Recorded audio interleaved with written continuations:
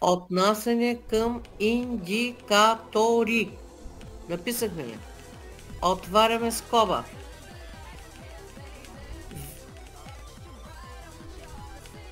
Никола, говориш ли?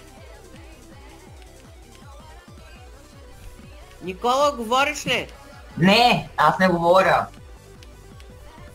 Добре. Отваряме скоба.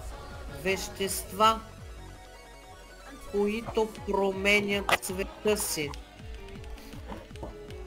Тук съм. Индикатори написахме. Спасов.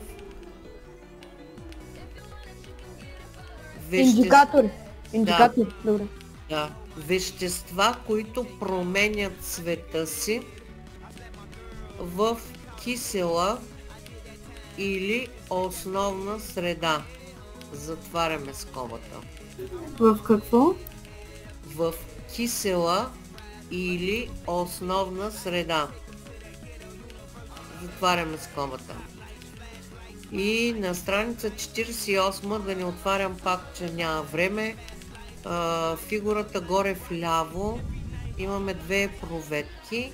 Едната е с син цвят, другата е с малиново-червен. Такъв е цвета, защото са сложени индикатори. Индикаторите, които използваме, първият индикатор е лакмус.